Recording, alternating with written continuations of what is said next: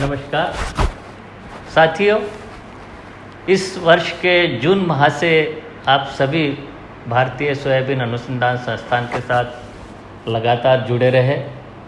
इस दौरान हमने सोयाबीन की फसल की विभिन्न अवस्थाओं को ध्यान में रखते हुए जो अनुशंसित सस्य क्रियाएं हैं, सूखा, कीट एवं रोग प्रबंधन के विभिन्न उपायों के ऊपर चर्चा की, अनुशंसा की। मैं आप सभी किसान भाइयों एवं दर्शकों का भारतीय सोयाबीन अनुसंधान संस्थान की ओर से हृदय से आभार व्यक्त करता हूँ कि आपने हमारी साप्ताहिक सलाह को सुना, प्रशंसा की और उनको अपनाया भी। किसान भाइयों, इस वर्ष की फसल का मौसम अब अपनी समाप्ति की ओर है और इस समय सोयाबीन की फसल कटाई गहाई करने की स्थिति में है। आज हम इस वर्ष की अंतिम साप्ताहिक सलाह के रूप में पुनः एक बार आप सभी का हार्दिक स्वागत करते हैं और आभार व्यक्त करते हैं।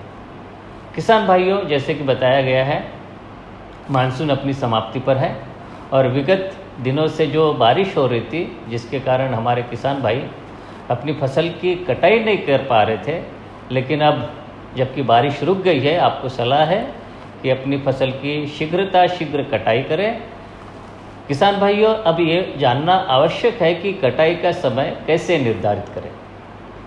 आप दर्शकों को यहाँ बताना चाहता हूँ कि सोयाबीन की फलियों के दाने भरने के बाद जैसे ही फलियों में उनके रंग में बदलाव प्रारंभ हो, रंग बदलना शुरू हो जाए, अपनी सुविधानुसार फसल की कटाई करें, क्योंकि यही एक सही इंडिकेशन होता है कि कटाई करने की सही स्थिति क्या है और इससे क्या है, फलियों के चटकने से होने वाले नुकसान से भी हम बच सकते हैं।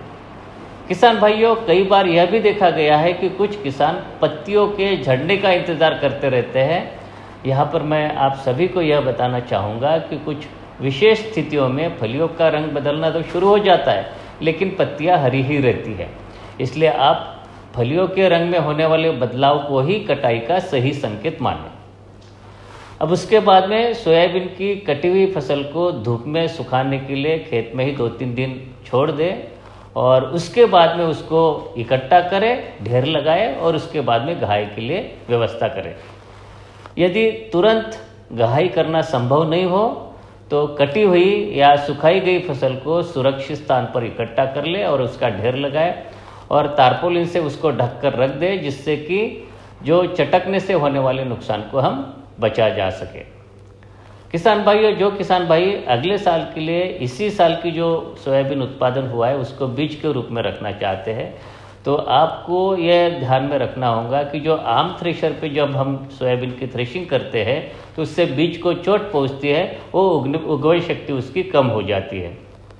आपको यह ध्यान रखना है कि बीज के लिए जो उपयोगी सोयाबीन की आप थ्रेशिंग करते हैं तो उसको 350 से 400 आरपीएम पर करें, जिससे कि बीज की जो गुणवत्ता है या अंकुरण क्षमता है उसके ऊपर विपरीत प्रभाव नहीं पड़े। तो किसान भाइयों, ये थी इस साल की सोयाबीन फसल पर भारतीय सोयाबीन अनुसंधान संस्थान द्वारा जारी इस वर्ष की साप्ताहिक सलाह। लेकिन आपसे हम लगातार मिलते रहेंगे, क्योंकि हम आपके लिए शीघ्र ही लेकर आ रहे हैं एक नया कार्यक्रम सोया संवाद, जिसमें हम विभिन्न विषयों पर आपके प्रश्नों, शंकाओं और जिज्ञासाओं की लेकर चर्चा करेंगे हमारे सोयाबीन वैज्ञानिकों से। साथ ही हम ऐसे कुछ प्रगतिशील किसानों से मिलेंगे एवं उनसे जानेंगे कि वो किस प्रकार से सोयाबीन की खेती करते और अच्छा उत्पादन ले रहे हैं। तो तब तक के लिए आज्ञा दीजिए। नमस्कार।